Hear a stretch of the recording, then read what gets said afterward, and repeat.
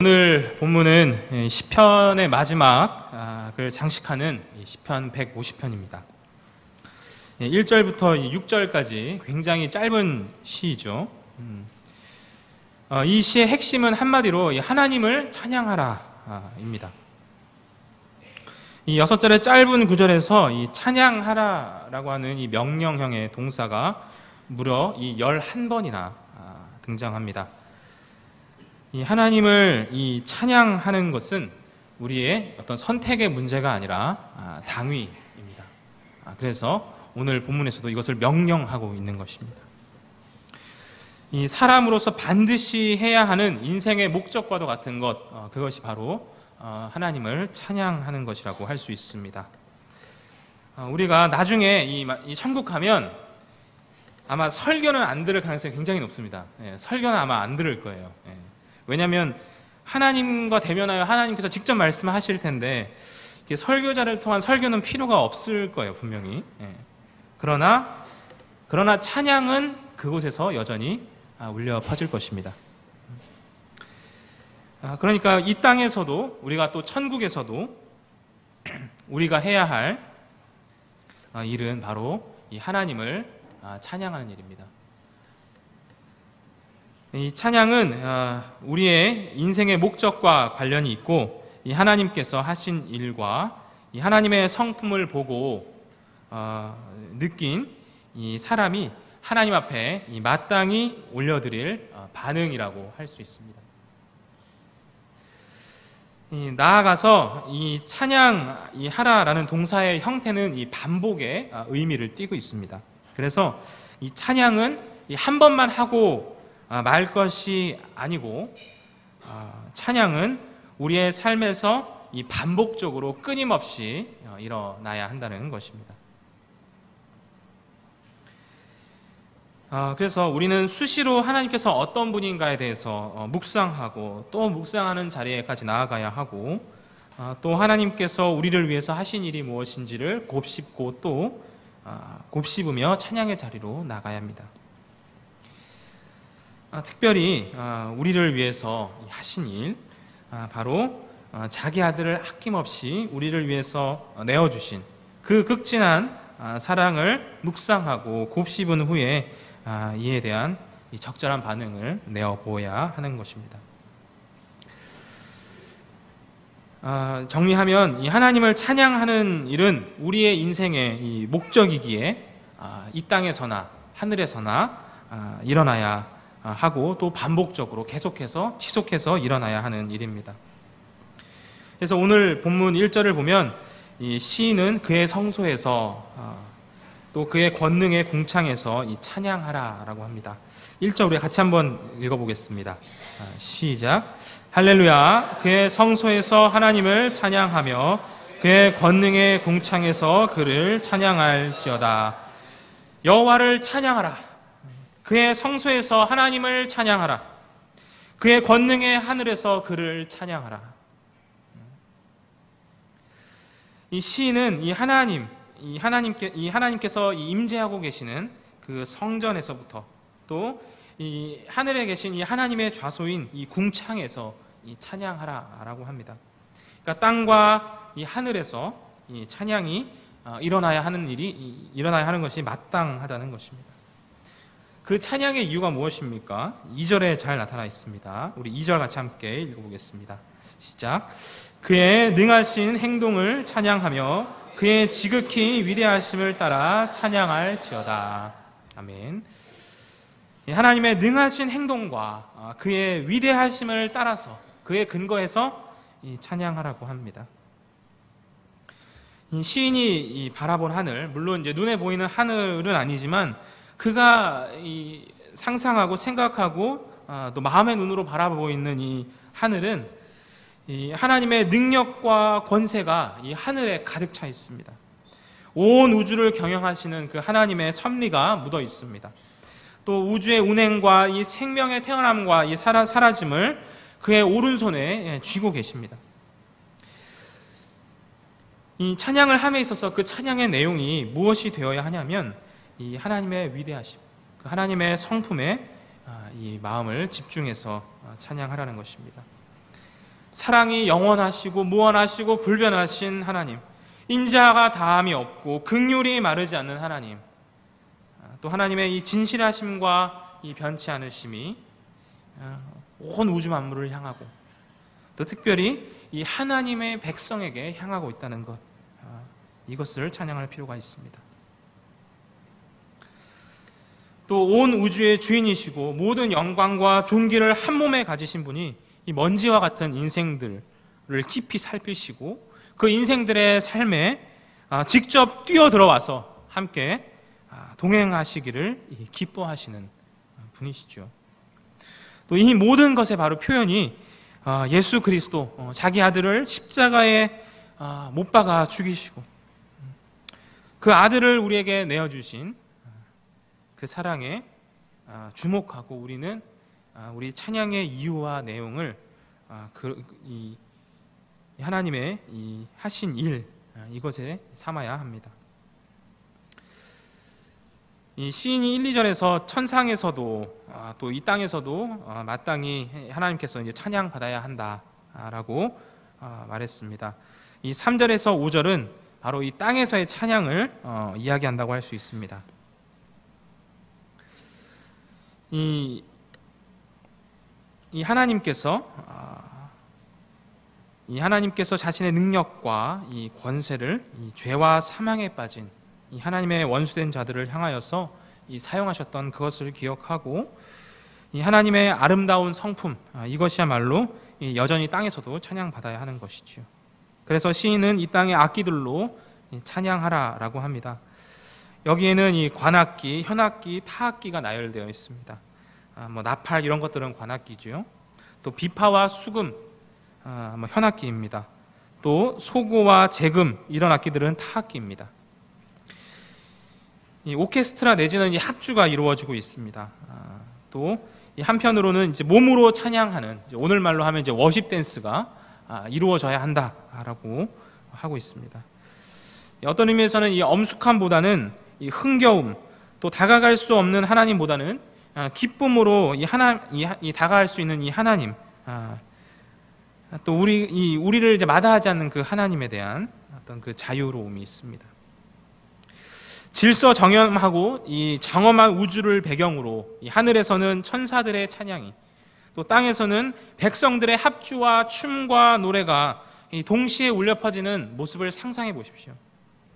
시인은 마지막에 이 호흡이 있는 자마다 여호와를 찬양할지어다 할렐루야 라고 이렇게 시를 마칩니다. 천상과 또 하나님의 성소에서 이 하나님 앞에 올려지는 그 찬양을 넘어서 이 온 우주적 찬양이 아름답게 울려 퍼질 때야, 그 때가 바로 이 하나님께 합당한 이 영광을 돌려드리는 것이다라는 것입니다. 이 하나님을 향한 찬양은 하늘과 땅에서 또 우리가 할 수 있는 모든 이것으로 악기를 연주하고 또 춤과 노래로 하나님을 찬양해야 합니다. 또 모든 생명이 있는 자들은 이 하나님을 찬양하는 것이 마땅합니다. 그런데 이 시인이 이 아름다운 그리고 있는 이 아름다운 이 본문에서 눈을 돌려서 우리의 구체적인 현실로 한번 들어가 봅시다. 특히 오늘은 중고등부 축복 예배니만큼 이 땅에 기독 중고등학생에 좀 초점을 맞춰 봅시다. 오늘 본문에서 이 6절에서는 호흡이 있는 자마다 마땅히 하나님을 찬양해야 한다라고 선언합니다. 그런데 이 땅의 모든 중고등부가 그렇지는 않지만 이 땅의 많은 공동체 중에 이 중고등부가 찬양은 고사하고 존립이 위태로울 정도입니다. 제가 이제 수련회 직전에 막 애들이 막 수련회 가니 안 가니 막 또 시험 겹쳐가지고 시험 때 막 예배를 오니 안 오니 막 이래가지고 제가 막 스트레스 받아가지고 막 이러고 있으니까 오 목사님이 이제 이렇게 워드를 탁 치시다가 저를 이렇게 다 물끄러미 보시면서 이렇게 얘기를 하시는 거예요. 어느 교회는 이번 주에 고등부 3명 나왔어요.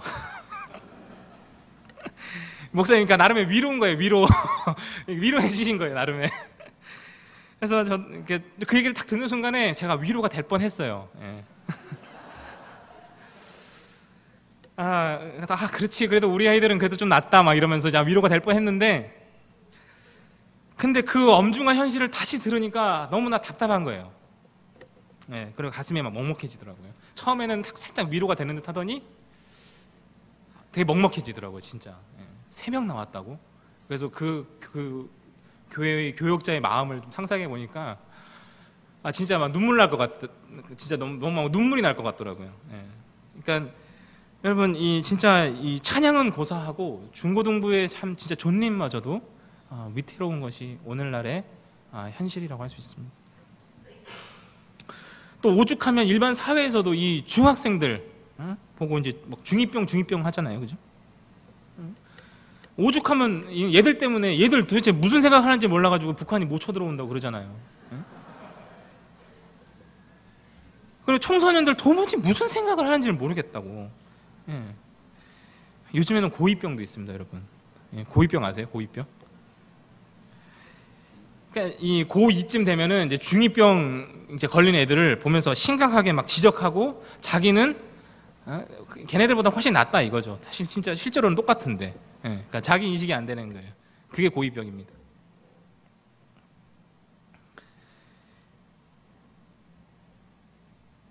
또 이 예배 때도 사실 대부분 이제 중고등부에 가보면 뚱한이 있어요. 제가 첫 사역 시작을 중고등부로 했었는데 그 10년 전이나 지금이나 똑같아요.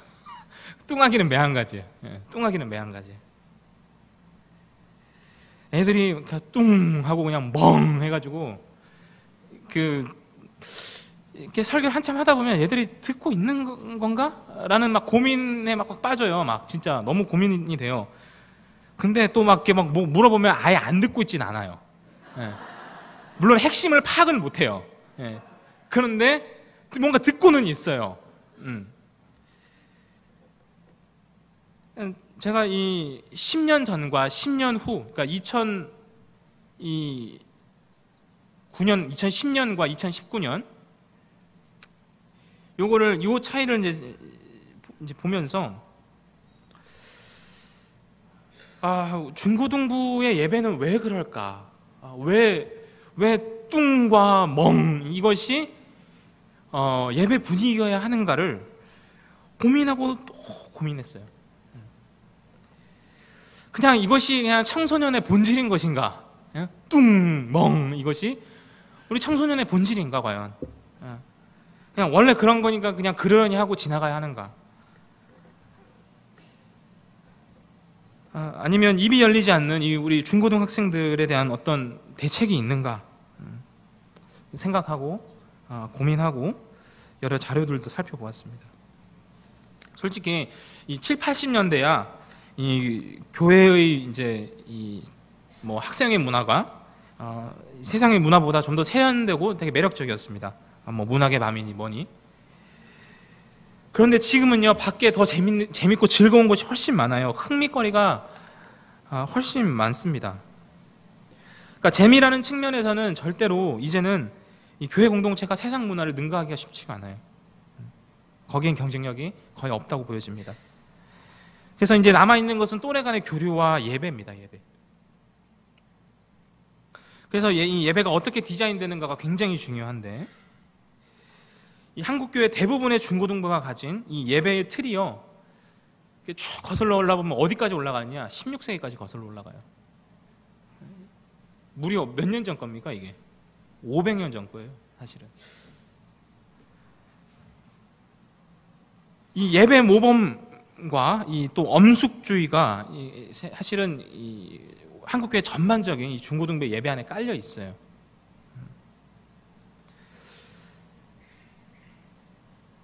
근데 우리 아이들을 가만히 보면은 얘들이 항상 뚱멍 이러고 있느냐? 절대 그렇지 않아요. 절대 그렇지 않고, 여러분 콘서트장 한번 가보시길 바라요. 정말로. 애들 미쳐서 날뛰입니다. 정말로. 애들 막 노래 부르고 춤추고 막 방방방 떠요. 그 모습을 보면 진짜 얘들이 걔들인가? 진짜 얘들이 걔들인가를 생각 안 할 수가 없는 거고, 우리가 무엇을 해야 하는가를 고민하지 않을 수가 없는 거예요.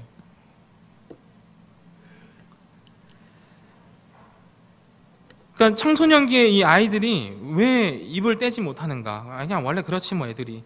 그럴 게 아니라는 거죠. 애들 입 떼요. 막 요새 어디가 제일 핫한지 아시나요? 누가 제일 핫한 그룹인가요? BTS인가요? 그죠? 대세죠, 그죠? 제가 어디선지 이렇게 광고인지 스쳐 지나가면서 막 그 광고였던 것 같아요. 막 BTS 막 진짜 막 수만 명이 막 BTS 막 이러고 있는데,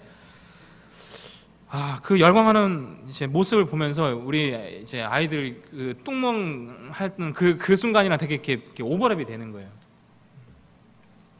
그리고 제가 막 이제 존중하는 예배자가 돼야 되고, 얘들아 이 앞에 서 있는 사람도 존중이 안 되면 그냥 하나님을 어떻게 존중하겠냐 막 이러면서 막 윽박도 지르고 뭐 예배 태도 잘 해야 된다고 막 얘기를 하면서도 내심은 미안한 마음이 없지 않은 거예요, 사실은.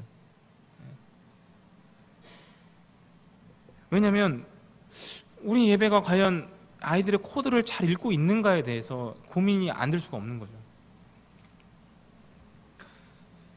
그리고 우리가 가지고 있는 지금 예배의 틀과 디자인에 대해서 고민하지 않을 수가 없게 된 거예요. 16세기 모델 혹은 뭐 많이 봐줘서 주일학교가 뭐 한 1700년대, 그러니까 18세기 모델인 거예요. 잘해봐야. 여러분, 강산이 지금 바뀌어도 지금 수십 번이 바뀌었어요. 사고와 문화는 하나부터 열까지 다 달라졌는데, 혹시 우리가 지금 맞지 않는 옷을 입고 있는 건 아닐까? 저 16세기, 18세기의 예배 모델로 계속 우리가 지금 예배를 하고 있는 것은 아닌가? 라는 생각을 하게 됐어요. 하여튼, 근데 이게 또 저만의 생각이 아니라 우리 여기 계신 우리 황 목사님도 약간 뭐 그런 생각이 하고 계신 것 같아요. 그러니까 예배를 이제 아이들의 감성에 맞게, 다음 세대의 감각에 맞는 예배가 필요한 것이 아닌가라는 이런 문제의식이 계속 있고요. 또 이를 이제 하게 할 해결책에 대한 이제 교류와 공감대를 이제 형성해 나가고 있습니다. 그러니까 현재까지의 예배 디자인은 굉장히 설교 중심적인 예배죠. 지금도 마찬가지입니다. 그런데 적어도 이 중고등부 예배에서는 좀 패러다임의 전환이 필요해 보여요. 오히려 찬양 중심으로의 예배의 전환이 절실하지 않은가라고 생각하게 됩니다. 물론 이 고민의 문제의식과 결과물이 어떤 방향으로 이끌려질지는 잘 모르겠습니다. 그런데 분명한 것은 이 모든 호흡이 있는 자마다 이 하나님을 찬양하라는 이 명령에 부응하기 위해서는 다음 세대의 감각과 감성에 맞는 예배가 중고등부에는 절실히 필요합니다. 이제 이런 이야기를 들으면 어떤 분들은 감정적이고 정서적인 접근이 내용은 없고 이제 공허하지 않느냐라고 주장하시는 분들도 계십니다. 맞습니다. 일면 맞습니다. 저도 그런 문제의식에 공감합니다. 신앙에 있어서 이 지식의 문제, 바른 지식을 잘 습득하는 문제는 너무나 중요한 문제입니다.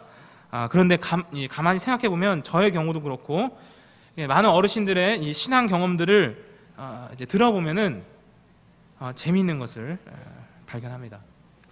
제가 좀 생긴 게 좀 산적 같잖아요, 그죠? 그래도 나름 이렇게 지적인 남자입니다. 네. 지성을 굉장히 중요하게 생각해요.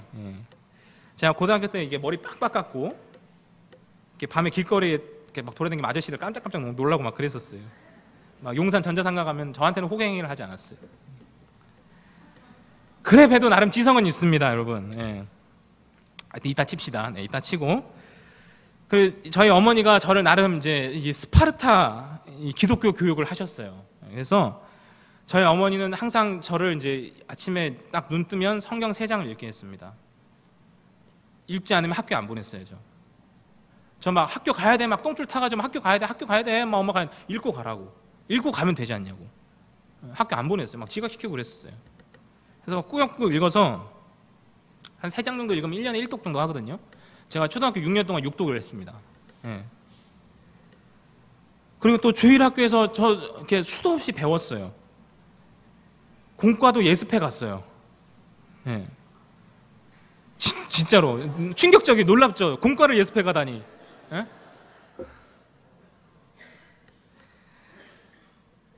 근데 제가 20살 때 어떻게 구원받냐 그러면 제가 뭐라 그러는지 아세요? 제가 나중에 이 대답을 생각하면서 저 스스로도 충격받았는데, 착한 일 하면 구원받는 거 아니냐고. 제가 그랬어요. 그러니까 기독교 신앙이 뭔지를 이해를 못한 거죠. 성경을 읽고 공과 공부를 수년간 하고, 그런데 기독교 신앙이 뭔지를 이해를 못한 거예요. 그런데 20대를 넘어서 이 예배를 드리면서 찬양 속에서 정서적으로 예배가 이렇게 다가오기 시작하니까, 제가 잠깐 교회 끊은 적이 있었거든요. 예. 교회 이제 끈다시피 하고 그런 적이 있었는데, 그 이후에 이 기독교 이 신앙에 오히려 다시 관심이 가기 시작하더라고요. 이유는 알 수 없었는데 그때 예배 속에서 울컥하기도 하고, 제가 찬양 이렇게 잘 입에서 떼지 않는 사람이었는데 찬양을 혼자서 흥얼거리기도 하고, 그러니까 정서적이고 이 감정적인 고향들이 예배 때 있는 거예요. 이유는 알 수 없어요. 근데 그러니까 오히려 그 다음부터는 말씀에 관심이 가기 시작하더라고요. 오히려 더.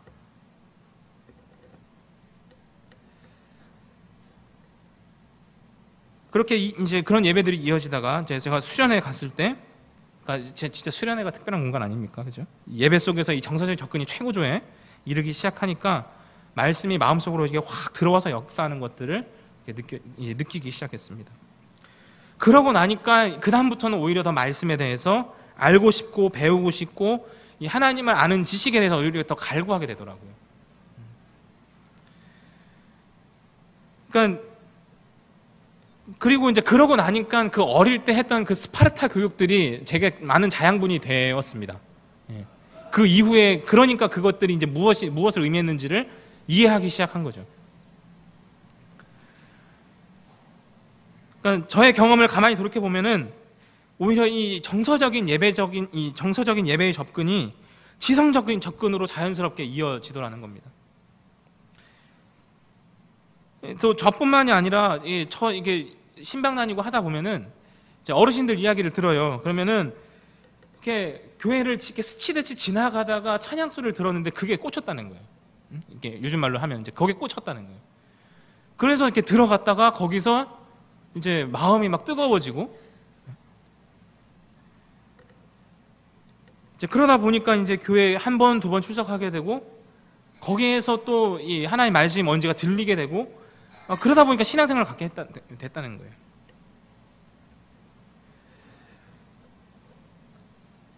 여러분, 이 예배의 감성적인 측면이, 정서적인 접근이 이 지성적인 욕구를 불러오는 것은 많은 이들의 경험이에요.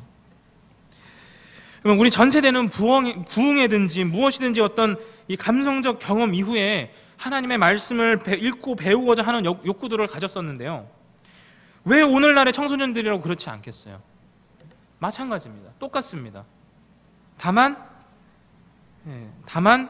이 세월이 변하고 시대가 변해서 그 80년대의 부흥회로는 좀 공감이 어렵다는 거죠. 그게 좀 다른 점이겠죠. 이제 정서적으로 이제 다가가야 하는 코드가 달라진 거죠. 그것과 상관없이 정말 우리 청소년들의 정서도 하나님께서 터치하면 또 이들의 반응은 하나님에 대해서 더 잘 알고 싶다입니다. 여러분, 이 호흡이 있는 자마다 하나님을 찬양해야 합니다. 여러분, 중고등부 아이들도 호흡이 있어요. 좀비가 아닙니다. 호흡이 있습니다, 우리 아이들. 저희 중고등부 사역자들 전문용어로 애들 이제 부르는 용어가 있어요. 좀비라고. 좀비 아니에요. 호흡이 있어요. 찬양해야 해요. 이들도 입술을 열어서 찬양해야 합니다.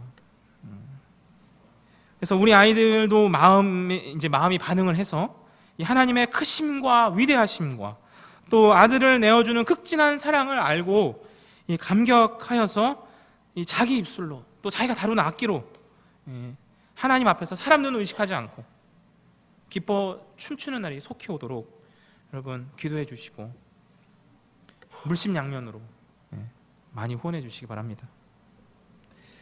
네, 아멘 하신 분들 네, 네, 감사합니다. 네. 또 여러분, 이 중고등부 학생들을 이 자리에 축복하고 또 이 자리에서 아이들 잘 자라기를 소망하리라고 생각합니다.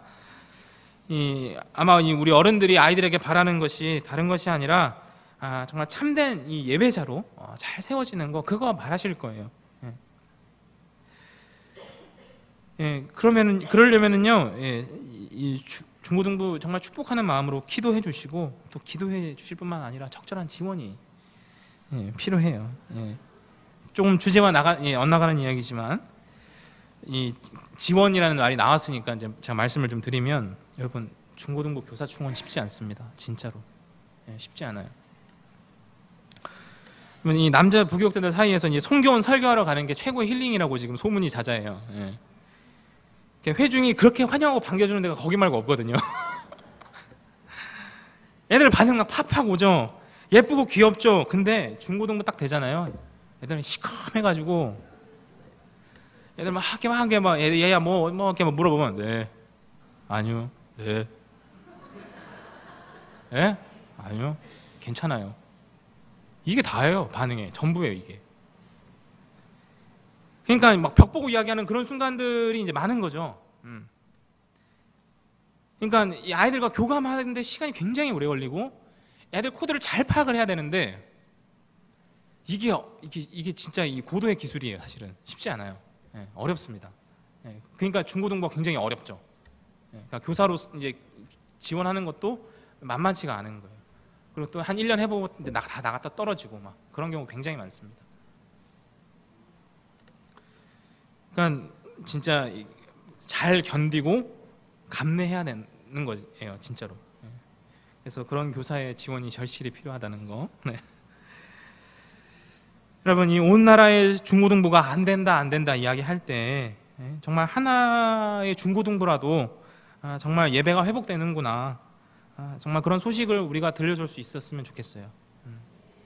그래서 진짜 그 누구도 안 된다 그럴 때 정말 이 가능성의 이야기, 희망의 이야기를 우리가 좀 들려줄 수 있었으면 좋겠습니다. 그리고 그 중에 하나가 우리이기를 정말 소망합니다. 전에 사랑하는 여러분, 우리 아이들의 이 입에서도 이 찬양이 울려 퍼져야 되고, 하나님은 이 땅의 중고등학생을 통해서도 찬양 받으시고 영광 받으셔야만 합니다. 정말 아이들이 정말 크고 위대하신 하나님을 만나고 감격하고 기뻐하고 춤추면서 하나님을 찬양하는 순간이 오기까지 위해서 기도해 주시고, 아이들이 참된 예배자가 될 수 있도록 물심양면으로 응원해 주시면 감사하겠습니다. 우리 기도하겠습니다. 사랑의 주님, 우리가 참 호흡이 있는 자로서 참 하나님을 마땅히 찬양해야 될 줄로 압니다. 특별히 우리 참 청소년들이 참 입을 열어서 하나님을 정말 찬양하는 그날이 속히 오기를 소원합니다. 참 하나님을 향해서 정말 춤추고 기뻐 뛰며 정말 하나님을 향해서 목소리 높여서 찬양하는 그날이 속히 오기를 소원합니다. 또 이를 위하여서 많이 준비하고 또 수고해야 할 과정들과 또 도움의 손길들이 필요합니다. 하나님, 정말 이 모든 것들을 참 중고등부 안에 채우시기를 소원합니다. 은혜 베풀어 주시옵소서. 감사합니다. 예수님 이름으로 기도합니다. 아멘.